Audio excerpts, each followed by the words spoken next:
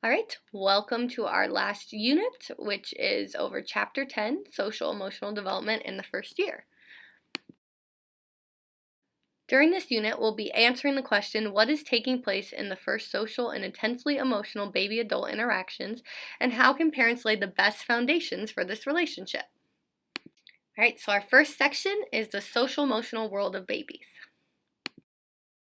The objectives for this lesson will be able to identify the three main aspects of social emotional development, differentiate between what a high reactive infant and a low reactive infant looks like, and then identify three parenting behaviors that influence child in high reactive children's temperaments. You'll also be able to explain the meaning of serve and return in infant-adult relationships and give an example of a positive and negative interaction. Describe how babies develop focused attachment. Explain the roots of the four emotions, love, fear, anxiety, and anger. Give examples of social emotional development milestones that children might achieve in their first year. So social emotional development involves a person's concepts about him or herself as well as concepts about others.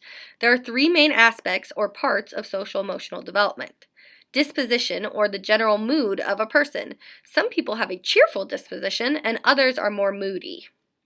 Social relations, such as interactions with people in social groups. These interactions can include family members, friends, schools, and clubs. And then lastly, the ways people express their feelings through emotions, which are thoughts that lead to feelings such as joy, fear, anger, and cause changes in the body. For example, if you are upset at something or someone, a thought, you may become angry, a feeling, which may increase your heart rate, a change in your body. Even babies have emotions which they display through their interactions with others. Temperamental differences in babies. Temperament is the inherited tendency to react in a certain way, such as to be cheerful or grumpy. Sometimes the word disposition also defines the way people react consistently in different settings and over a long period of time.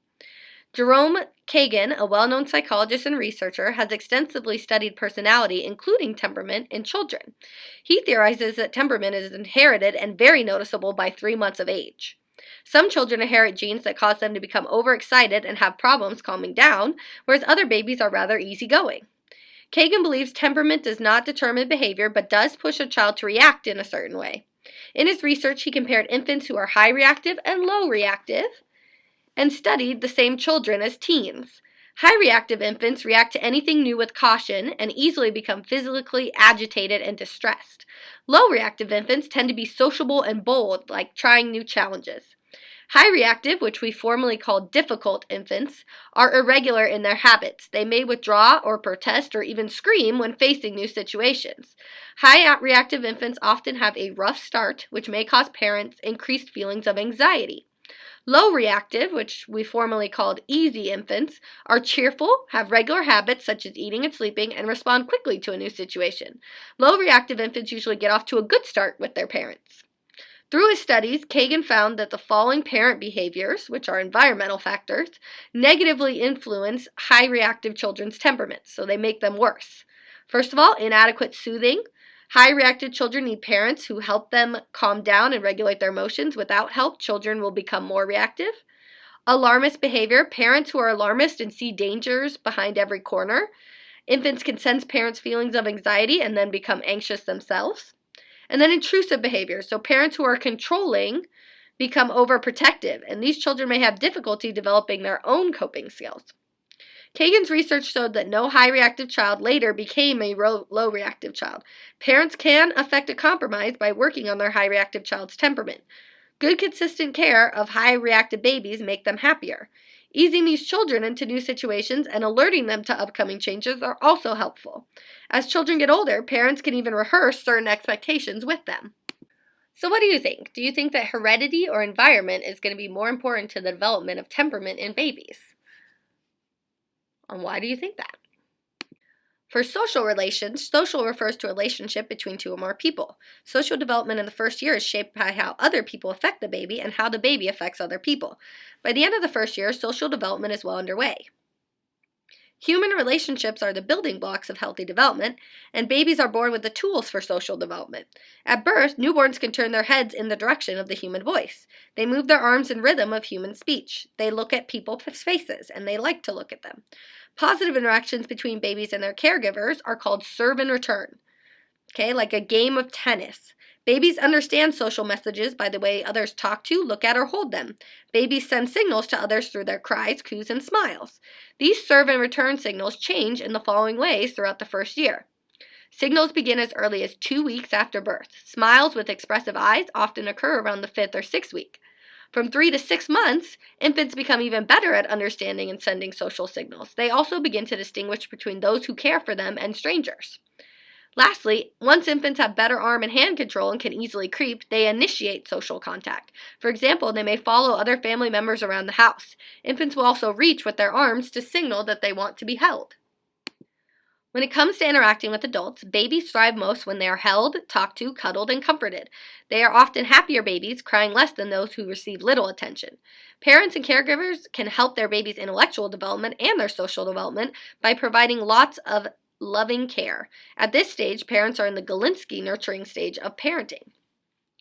Grandparents, friends, babysitters, and others are helpful to a baby's total development. When these people care for and show an interest in them, babies learn to understand and trust other people, which helps expand their social environment.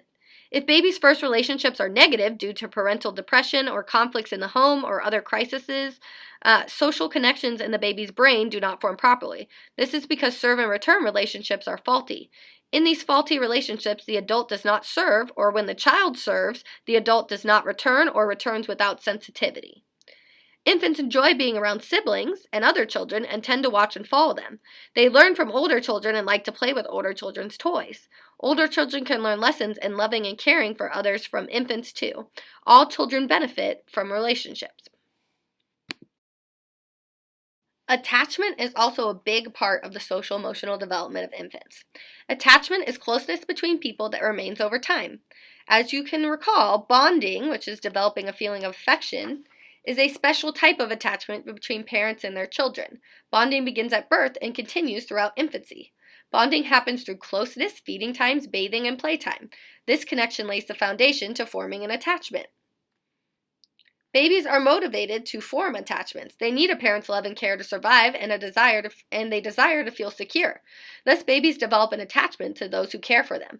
They show this attachment through attachment behaviors or actions that one person demonstrates to another person to show closeness to that person. Attachment behaviors change from birth through school age years. Attachment is developmental, which means attachment behaviors occur in a set order. The attachment behavior in infancy is called focused attachment. Okay, so focused attachment behaviors at 1 month, the newborn recognizes familiar and unfamiliar voices, and they turn towards familiar voices. From 2 weeks to 2 months, an attachment behavior is baby smiling. At 3 months, infants respond by giving joyful sounds and movements, and they may laugh.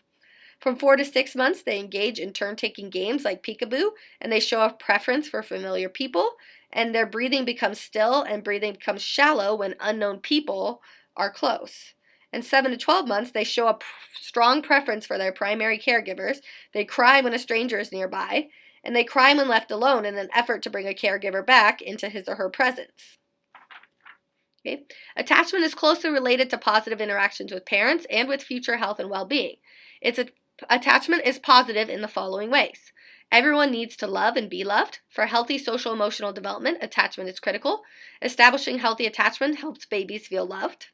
Attachment helps intellectual development. Attached infants tend to explore their world through play more than infants who are not attached. Healthy brain development depends on attachment. Overcoming stress throughout life is easier for infants who have strong attachments early in infancy.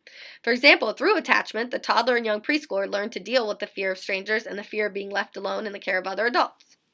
Some infants will have attachment problems. The main causes of attachment problems are loss of the primary caregiver, inconsistent or angry care by the primary caregiver, abuse, and changes in other caregivers, which would be like turnover of staff in childcare.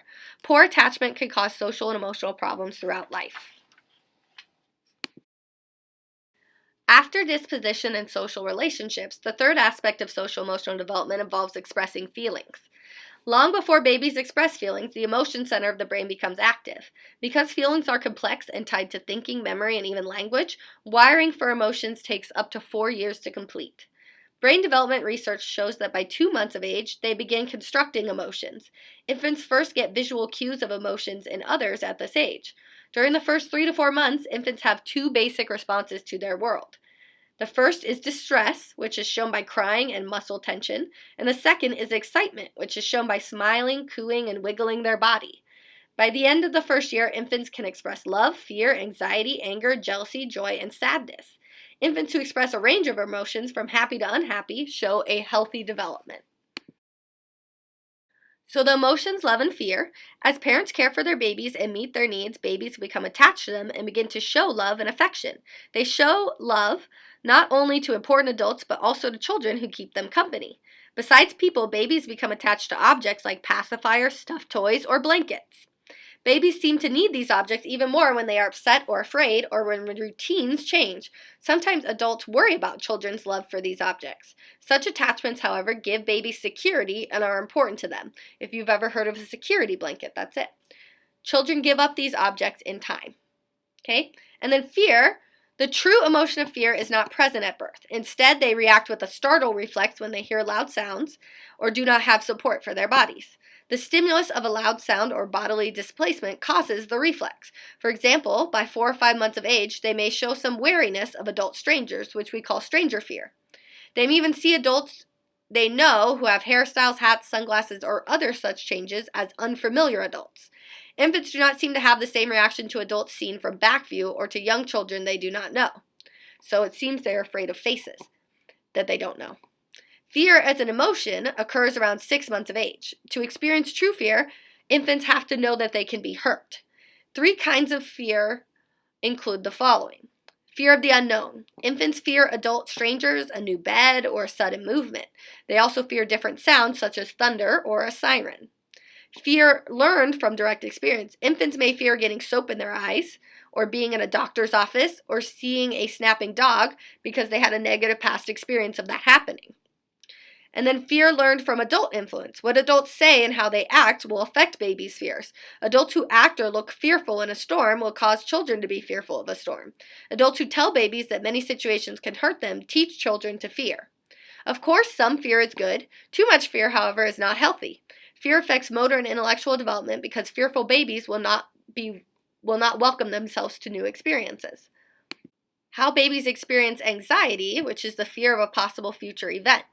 Sometimes the words worry and concern are used to describe anxiety. The first anxiety that an infant has is called separation anxiety, which is the fear that loved ones who leave them with other caregivers will not return. Separation anxiety is seen around 8 months of age and peaks between 10 and 18 months. The reason very young infants show little separation anxiety is because of their limited intellectual development. Young babies have not yet become attached to certain people. They do not know parents or man caregivers are somewhere else when out of sight or how long they will be gone. These young babies are accepting of all who care for them. There are some indications of anxiety, however, between 4 and 6 months of age. Around 8 months, they develop the idea about their loved ones being somewhere else when out of sight. They also begin to anticipate future events. During this time, they become anxious when the adults they love must leave them for a time. This is common when a parent goes to work or leaves the house to run an errand. The anxiety begins when the infant sees clues of the upcoming separation, such as a parent picking up car keys or telling the infant goodbye. Separation anxiety is more intense when strangers, such as new babysitters, are near. Infants cannot anticipate a reunion with their loved ones. So during separations, they cry as though their heart will break. When this occurs, infants are very difficult to console. Reactions to anxiety will normally fade when infants are around 2 years of age, and it might be due to the following reasons. Children younger than 2 years of age cannot understand why parents have to leave, whereas 2-year-olds have some understanding about why their parents have to leave them with others. Unlike 2-year-olds who remember their parents have returned after each separation, infants don't have the memory of past events. Infants are dependent on others to fulfill their needs, whereas 2-year-olds are more independent. 2-year-olds can express their needs better than infants who cannot express their needs to others well, especially to adults they do not know. Infants' inability to express themselves can lead to anxiety. Anger. So just as the startle reflex comes before true fear, infants' rage precedes true anger. Infant rage occurs when babies are distressed. When infants feel distressed, they may swing their arms and legs excitedly, turn red, and cry loudly. Infant rage is not true anger because infant rage is an instinctive response with no thought. The true anger is a feeling caused by frustration that is directed or focused towards a certain person or object. By 8 to 10 months of age, infants develop true anger, which is often expressed in physical ways, such as kicking or hitting a person or object. Infants often show anger if they are being held, diapered, or dressed when they do not want to be. If being in a confined space, like a crib or high chair, when they do not want to be, will also make them angry. They cannot reach a toy they want, or if toys are taken from them. Their needs are not being met, and caregivers are trying to distract them. For example, showing a crying, hungry infant a toy may cause them to cry louder and push the toy away because they're hungry and they don't want the toy. Infants express their anger in physical ways because they lack language skills. Infants with calm dispositions may seem to show little anger during the first year. Infants whose dispositions tend to be negative may show more anger. Meeting the infant's needs quickly often prevents the anger. Staying calm by talking in a quiet voice and not looking upset are ways to show children how to control their anger. Parents might reduce an infant's anger by holding him or her close for a short amount of time. Lastly, in regards to social emotional development, sometimes adults will say children should act their age. This means that as people mature, the way they respond to their feelings changes. When people act their age, they use age-appropriate behaviors, which are proper expected ways to express emotions at certain ages. For example, 2-month-old infants will soothe themselves by sucking, which is an appropriate behavioral response for infants. This same response, however, may not be appropriate for school-age children. Infants may display many age-appropriate behaviors, which are also developmental milestones. Understanding social emotional milestones can help parents and caregivers plan appropriate activities to meet baby's social emotional needs. So the last thing I'll leave you with to think about is, what aspects of brain development do you think contribute to infants being to having separation anxiety? So think about that, and congrats, you finished the first section of this unit. Thanks for listening.